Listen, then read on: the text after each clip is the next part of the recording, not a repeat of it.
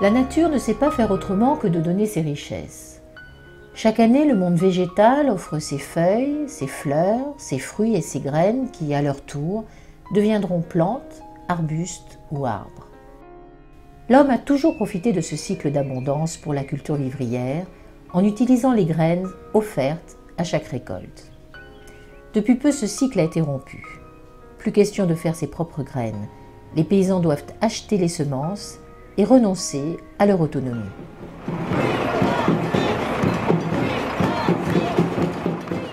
Un peu partout en Europe, des collectifs citoyens se forment pour réclamer la libération des semences. Des associations agissent sur le terrain comme Longomaille, Biogerme ou Cocopelli. Elles assurent l'échange et la conservation de variétés anciennes. Leur but ? Empêcher la mainmise sur le vivant et retrouver le droit d'utiliser gratuitement toute la diversité de la semence. Donc comment cela se passait il y a 50 ans, à la fois dans les champs pour les paysans, ou aussi auprès des maraîchers ou des jardiniers, donc dans les jardins des particuliers, à partir du moment où ils avaient accès à une semence qui était reproductive, donc il n'y avait pas de complications, puisqu'on se transmettait pratiquement la semence dans les familles ou dans les villages, on pouvait faire de l'échange, on pouvait faire du troc. Et depuis 16 000 ans ou 20 000 ans que l'agriculture existe, on a toujours fait en sorte que les semences puissent se reproduire, faire en sorte que des semences qui étaient adaptées à des terroirs, à des lieux très précis, et on arrivait toujours à faire ça. Et depuis quelques années, tout d'un coup, tout s'est renversé dans l'histoire, et on n'arrive qu'à avoir sur le marché, aujourd'hui, que des hybrides fins ou des clones chimériques dits brevetés. Tout ça parce qu'on veut arriver à contrôler le vivant, donc contrôler ce qui se passe dans l'assiette des gens, puisque si on a conscience de cette chose très importante, de ce qui se passe dans notre assiette, que tu manges bio ou pas bio, le point de départ, c'est la semence. À partir du moment où est arrivée la civilisation, la modernité, où à ce moment-là on a changé de paradigme, c'est-à-dire qu'on a l'argent a une énorme prépondérance, et tout ce qui est la puissance du lucre, c'est-à-dire eh bien, finalement, c'était comment, en quelque sorte, faire du profit même avec le patrimoine collectif de l'humanité qui aurait dû être un patrimoine inaliénable. Et ça a une sorte de hold-up qu'on a réalisé sur ces biens qui sont des biens communs par des groupuscules humains qui en ont fait petit à petit leur propriété. Et les ont donc diffusés à des fins de profit. Et pour aller plus loin et pour arriver finalement à avoir un profit maximal, eh bien ils ne se sont pas contentés simplement de prendre ce larcin et de le divulguer, ils se sont mis même à le manipuler, c'est-à-dire à faire des hybrides qu'on ne peut pas reproduire, et aujourd'hui on est aux OGM, etc., de façon finalement à investir le marché dans sa globalité par la confiscation du bien commun et la mise en dépendance donc des communautés humaines. Et cette mise en dépendance aujourd'hui atteint l'extrême parce que finalement on est en train de constater que 60% de ces semences ont déjà disparu, certaines on ne les a plus comme patrimoine, et c'est un drame parce que c'est quand même quelque chose qui relève d'une approche morale, d'une approche déontologique, d'une approche éthique. On n'a pas le droit, en quelque sorte, de faire de ce patrimoine collectif, qui est l'héritage de l'humanité à l'humanité, quelque chose qui disparaît pour pouvoir remplacer par des semences qu'on est obligé d'acheter et qui sont donc fabriquées spécifiquement pour faire du profit. Le système qui contrôle aujourd'hui les semences, on va résumer d'une manière un peu simpliste, c'est 9 transmultinationales qui contrôlent 90% du marché de la semence mondiale, blé et riz confondus. Donc à travers les hybrides ou à travers les clones chimériques brevetés, dans le sens où tous ces brevets imposent aux gens qui achètent des semences de passer par ces grands groupes semenciers. Donc au jour d'aujourd'hui, sur la planète, si on supprime les semences hybrides et fins, et les semences transgéniques, il n'y a plus rien de reproductible. Tout a été éradiqué au fil des années, puisque les grands semenciers ont été un exemple précis en Inde de nombreuses années, donné à la fois de la semence transgénique ou des hybrides F1 et le packaging qui va avec. On voit à quel problème le paysan indien est confronté au jour d'aujourd'hui. Donc, dans cette incapacité de pouvoir racheter de la semence pour nourrir sa famille. Ou il vend un rein, ou il vend un enfant, ou il vend sa vie. On assiste au jour d'aujourd'hui à 35 000, 40 000, 50 000 suicides individuels ou collectifs dans les villages parce que ces paysans n'ont pas la capacité de pouvoir acheter de la semence. Donc, grand problème. Alors qu'avec des semences biologiques et reproductibles, on a pu le voir encore dernièrement, ces mêmes paysans indiens sont capables sur 1,8 hectare de nourrir une famille de 15 personnes et en plus de pouvoir vendre des choses à l'extérieur pour pouvoir faire des échanges avec les matières qu'ils ne produisent pas sur leur propre ferme. Donc ce qui est important, et ce qu'on dit souvent à Cocopelli, c'est cette autonomie semencière donc permet d'avoir une sécurité alimentaire au niveau de tous ces gens, paysans, maraîchers et communautés rurales dans tout l'hémisphère sud. Et au jour d'aujourd'hui encore beaucoup plus fort puisqu'on s'aperçoit que l'Europe de l'Est fait appel à nous. Au quotidien, on reçoit de nombreuses demandes à laquelle on ne peut pas répondre. Il y a trop de demandes. Et même en Europe de l'Est, les grands coquins sont arrivés. Donc il faut qu'on soit aussi présent, même si on est tout petit sur la planète. En résumé, sont autorisés à la culture et à la commercialisation uniquement des graines hybrides F1 ou des semences transgéniques, les fameuses OGM, toutes fabriquées par des sociétés agro-industrielles.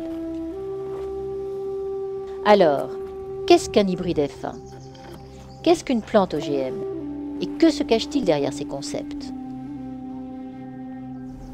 Alors ce qu'on appelle un hybride, en fait, le terme est un petit peu ambigu parce qu'aujourd'hui, quand on parle d'hybride, on pense aux semenciers. On pense aux plantes fournies par les semenciers, alors que ceux qui ont toujours fabriqué des hybrides sont les paysans, qui sont les premiers généticiens du monde. Dans la notion d'hybride, il y a une notion de brassage, de croisement. Et justement, on croise. Et les paysans ont toujours fait des hybrides, dans ce sens que c'est la sélection massale. Ils voyaient une plante qui avait une propriété intéressante, une deuxième plante de la même espèce qui avait une autre propriété intéressante, et ils croisaient les deux plantes en question pour récupérer un descendant qui avait les deux propriétés réunies dans la même plante. Ça, c'était les vrais hybrides en quelque sorte. Aujourd'hui, le terme d'hybride est totalement galvaudé parce qu'il est réservé en fait aux semences, comme je le disais, produites par les semenciers, mais qui en fait n'ont plus grand-chose d'hybride. Alors c'est toujours un croisement, mais c'est un croisement entre deux plantes qui sont des clones. C'est-à-dire en fait des plantes qui ont un appauvrissement génétique. C'est-à-dire que chacune des plantes parentales a été obtenue par des croisements successifs avec la même plante. Et du coup, on finit par faire une sorte de consanguinité, bon, même si ce n'est pas un terme qu'on utilise pour les plantes, on a une sorte de dégénérescence consanguine, donc on a une lignée pure génétique, donc on fait ça pour une plante parentale, on fait ça pour une deuxième plante parentale, et ces deux plantes parentales on les croise, et ça donne ce qu'on appelle un hybride F1, qui a une sorte de vigueur juvénile, et donc qui va donner une plante extrêmement belle et productive. Mais à la deuxième génération, cette plante qui va récupérer des propriétés parentales, donc de celles qui ont une dégénérescence consanguine, eh bien, sera très peu productive. C'était déjà un premier moyen pour le semencier d'obliger le paysan en quelque sorte à racheter ses semences. Alors l'hybride n'est pas un OGM, c'est-à-dire qu'en fait c'est deux plantes qui sont naturellement interfécondables, sauf qu'au lieu que ce soit deux plantes repérées au hasard de leurs propriétés par le paysan, ce sont deux plantes qui ont été préparées par appauvrissement génétique et que ensuite on croise et qu'on appelle hybride F1. Alors, ce qu'on appelle un OGM, en revanche, donc un organisme génétiquement modifié, c'est tout organisme vivant, pas seulement une plante, ça peut être un animal, un végétal, un microbe, ça peut être des micro-organismes, des champignons, des animaux, dont on a modifié de façon non naturelle, c'est-à-dire par intervention de la main de l'homme, son patrimoine génétique initial, donc ses caractéristiques génétiques initiales. Alors comment les a-t-on modifiées? Ça peut être de différentes manières. Ça peut être par introduction d'un gène étranger. Un gène de bactérie dans le maïs, par exemple. Ça peut être par suppression d'un gène de l'organisme en question, un ou plusieurs gènes. Ça peut être par modification chimique d'un ou plusieurs de ces gènes, par substitution d'un ou plusieurs de ces gènes. Donc voilà ce qu'on appelle OGM. Tout ça, ce sont des organismes génétiquement modifiés. Sur le plan technique, tous ces OGM sont reconnus comme des OGM, mais pas sur le plan juridique. Sur le plan juridique, ne sont reconnus par la directive européenne 2001-18 qui légifère sur la question des OGM, ne sont reconnues que les plantes transgéniques, c'est-à-dire celles dont la modification génétique fait appel à un gène étranger.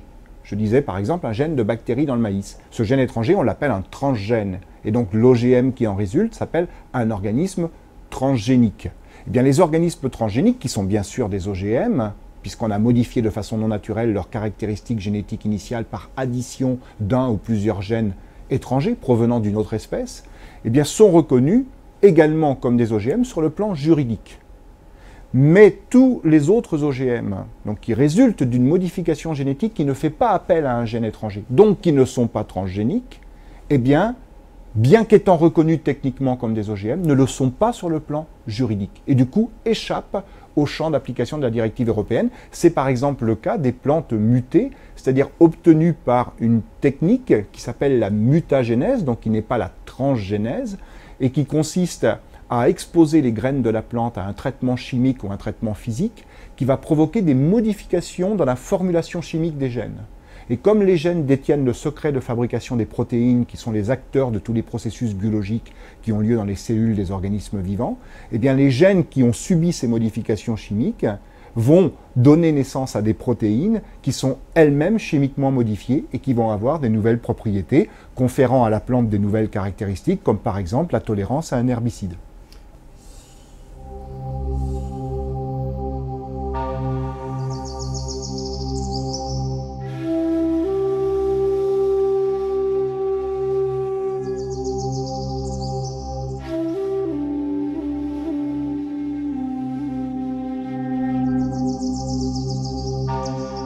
En ce qui concerne les conséquences sur la propriété des semences, je disais tout à l'heure qu'avec les hybrides F1, c'était déjà un premier moyen pour le semencier de mettre une mainmise sur les semences, parce qu'en fait, si le paysan veut replanter une partie de sa récolte, eh bien, à la deuxième génération, les productions sont extrêmement faibles. Donc du coup, ça l'obligeait déjà en quelque sorte à racheter ses semences chaque année.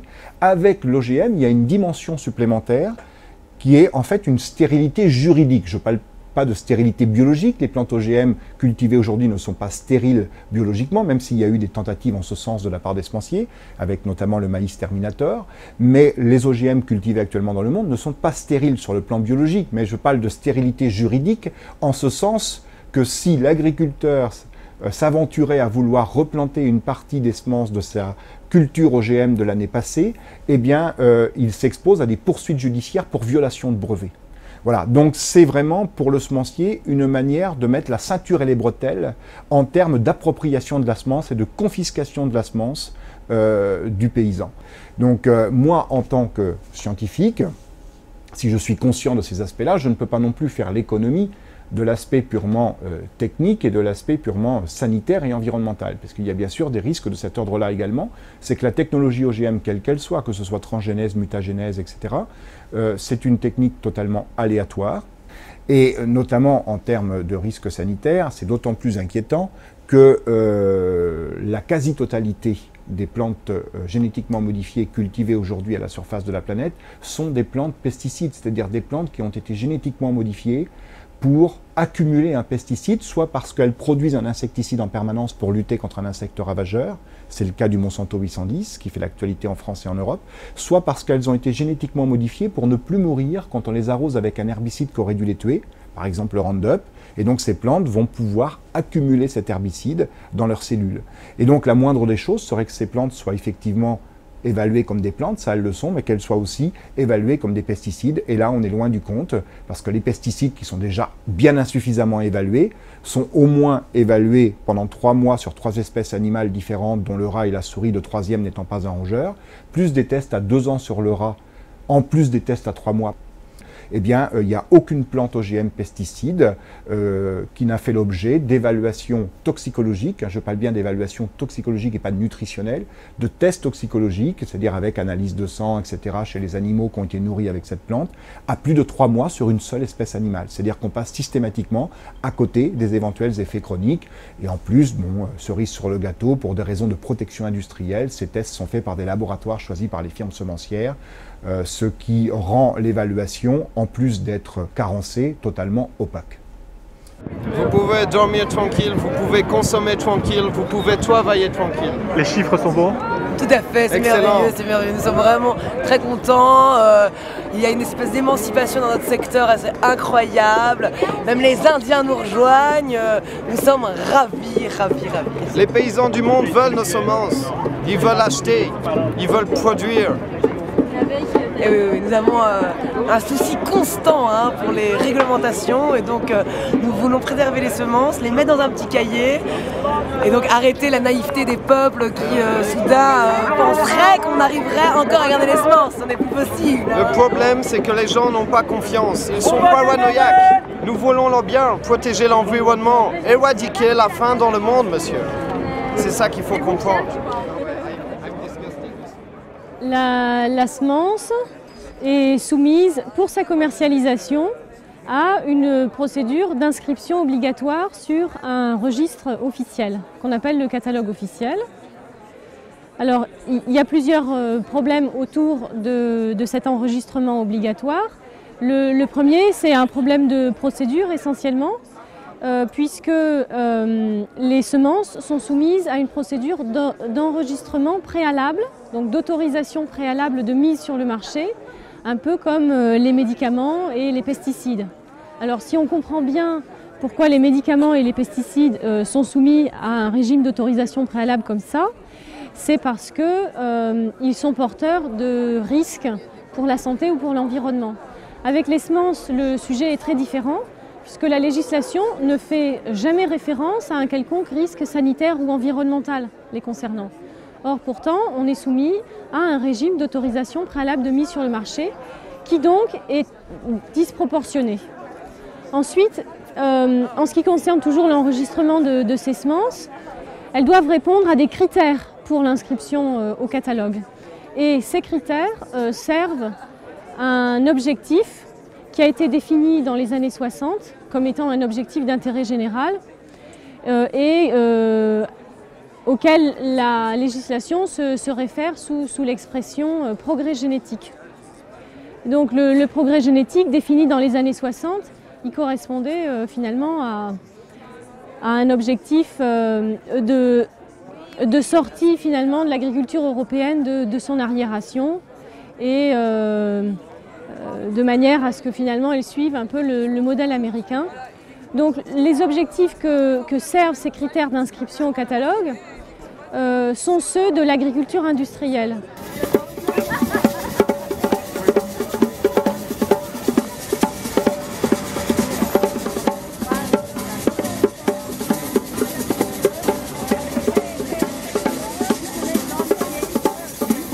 Donc ce catalogue officiel qui a été mis en place a conduit progressivement à la disparition de la biodiversité agricole.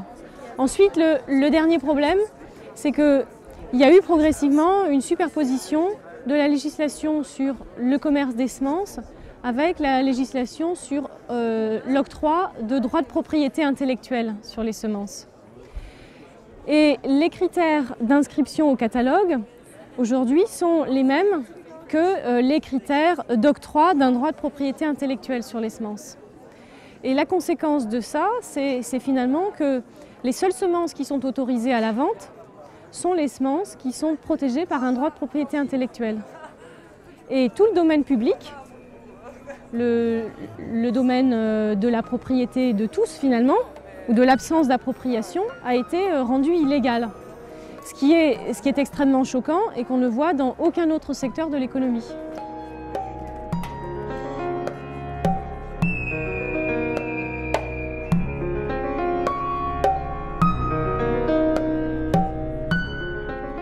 Aujourd'hui, en pleine conscience et en France, la semence est sous séquestre. Complètement sous séquestre. Les grands coquins se sont appropriés, se sont accaparés la semence. Un maraîcher, un paysan ne peut pas réutiliser sa propre semence. Il est obligé de passer par des coopératives, par des marchands qui leur vendent de la semence ou hybride ou des clones chimériques. Les semences font partie de la problématique de l'alimentation. Mais globalement, quand on voit que les terres sont détériorées, que l'eau qui est une nourriture est polluée, que les semences disparaissent, qu'il y a de moins en moins d'agriculteurs, qu'on désorganise des systèmes vernaculaires, par exemple dans les pays du Sud, migration vers les villes, etc., nous prenons le risque d'une pénurie mondiale sans précédent. Et cette pénurie mondiale sans précédent est aggravée aujourd'hui par le fait qu'on entre dans une phase où les conditions climatiques sont totalement aléatoires et imprévisibles. Et de fait, imaginez simplement à un moment, il y a tous les bassins mondiaux producteurs de céréales, prenons la céréale comme base de l'alimentation, entre sécheresse et inondation, il n'y a pas de récolte. Eh bien, c'est la famine immédiate. Et les semences, si les semences adaptées, qui résistent, disparaissent, remplacées par des semences artificielles inadaptées, qui est fragile, eh bien, si on met tous ces paramètres les uns derrière les autres, on peut dire qu'il risque d'y avoir à ce moment-là une combinatoire, c'est une conjonction de différents éléments négatifs, au cœur duquel sera la semence. Et ça, déjà maintenant, on est très inquiet par rapport à comment on va faire pour la suite. Si c'est des laboratoires qui fabriquent les semences, et ces laboratoires fonctionnent avec du pétrole, enfin, etc. Donc aujourd'hui, nous jouons une carte très, très grave, très sérieuse, et il faut vraiment que les gens prennent conscience. Plus que jamais, il faut protéger les sols, il faut protéger les semences, il faut au contraire beaucoup plus d'agriculteurs, parce qu'on ne peut pas imaginer des millions de gens concentrés dans les villes avec quelques agriculteurs qui les nourrissent. Ben, ça veut dire qu'il faut que la conscience s'élève. Et je n'aime pas trop le prise de conscience, ça me rappelle l'électricité. Enfin, il n'y a pas parce que vous avez une prise de conscience. Non, ce n'est pas une prise de conscience, c'est une élévation de la conscience qui fait que... Et qu'est-ce que c'est que l'élévation? Plus vous vous élevez, plus vous voyez la configuration du paysage devient beaucoup plus intelligible. C'est un peu, ça procède de la même façon, on s'élève et on voit plus clair. Parce que notre conscience s'est élevée. Si la conscience s'élève, eh bien le monde changera.